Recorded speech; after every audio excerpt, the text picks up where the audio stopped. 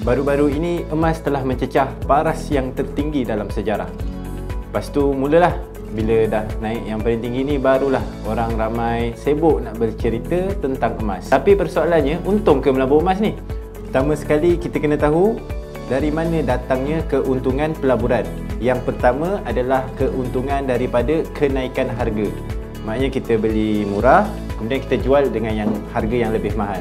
Dan yang kedua adalah keuntungan daripada pendapatan. Pendapatan ni macam mana? Pendapatan ni contohnya hasil sewa rumah ataupun dividen ASB. Maknanya recurring income yang kita dapat setiap bulan ke, setiap tahun ke, bergantung kepada instrumen pelaburan yang kita pilih. Keuntungan pelaburan emas ni datang dari mana? Dividen ke ataupun kenaikan harga? Sudah tentulah kenaikan harga, iaitu kita beli emas pada harga yang murah, kemudian kita jual pada harga yang lebih mahal. Jadi kalau kita tengok harga emas pada tahun 2011 dan kita bandingkan pula pada hari ini, harganya adalah lebih kurang sama. Cumanya harga pada tahun ini tinggi sedikit sahaja berbanding paras tertinggi pada tahun 2011. Kalau ada orang yang beli emas pada tahun 2011 dan dia jual pada tahun 2015 lah contohnya, dia pasti akan rugi. Tapi kalau dia jual tahun ini, dia adalah untung sedikit. Jadi bila orang kata pelaburan emas ni tidak akan rugi ataupun pelaburan emas ni dijamin akan untung, maknanya mungkin mereka ada tersilap sedikit lah. Sebabnya kalau kita tengok tadi, yang orang beli tahun 2011, katakan dia jual 2015, dia dah rugi. Jadi mana klaimnya yang dia kata beli emas ni sentiasa untung? Tak ada. Maknanya pelaburan emas ni tidak lari daripada risiko seperti mana pelaburan yang lain. Ada. Bila kita beli emas ni, kita kena tahu ada beza harga jual dan harga beli. Jadi sebelum kita beli emas, kita kena tahu dulu apa kos-kos berkaitan pelaburan emas ni. So kalau kita tengok contoh dalam gambar rajah, dia ada tunjuk PG sell and PG buy. So PG sell ni bermakna harga orang tu jual kepada kita, ataupun dalam kes ini PG lah, public gold jual kepada kita. And then harga PG buy adalah harga public gold beli daripada kita. Maknanya kalau kita jual kepada dia, itu harganya. So kalau kita tengok dalam jadual ni, perbezaan bagi harga satu dinar emas antara PG sell dengan PG buy adalah RM112. Jadi kalau kita beli emas 1 dinar pada hari ini, kita kena cover kenaikan sebanyak RM112, baru kita cover kos beza harga jual dengan harga beli tadi. Itu baru nak balik kos sahaja, ataupun balik modal lah orang kata. Belum nak untung lagi. So kalau nak untung, harga emas kena naik lebih tinggi lagi.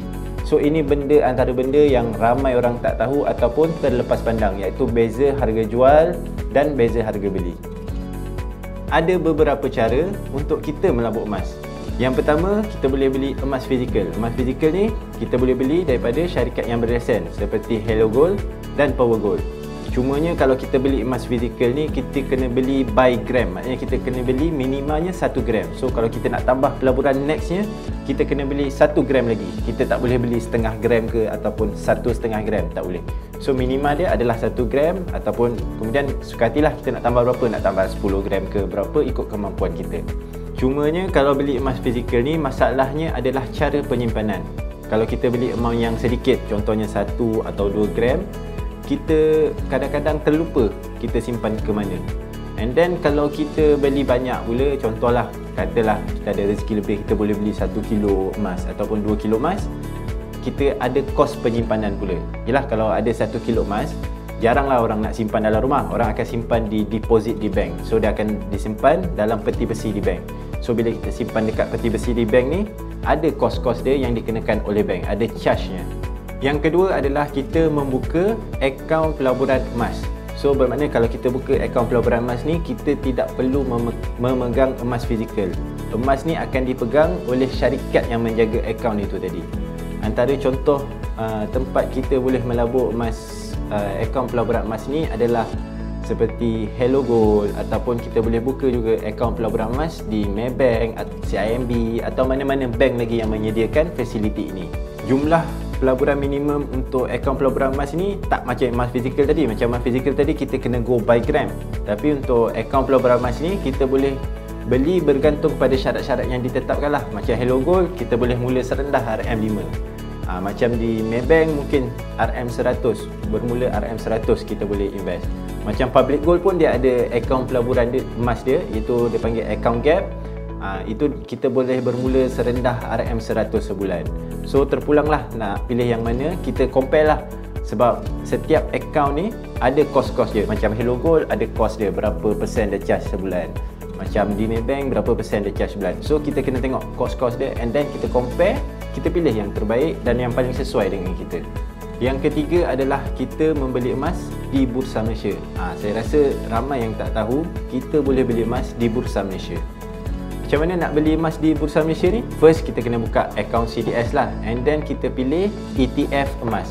ETF ni apa benda pula? ETF ni nama panjang dia Exchange Traded Fund. Konsep dia lebih kurang sama macam mana unit trust berfungsi. Maknanya dia adalah basket of investment. Nanti dalam video yang akan datang saya akan explain mengenaan ETF pula. So mungkin kita akan explore lebih mengenai ETF emas ni dalam video yang akan datang lah. Jadi itu sahaja serba sedikit ilmu yang boleh saya sampaikan berkaitan pelaburan emas.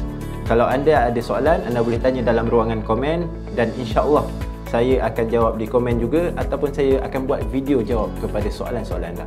Sekian, Assalamualaikum.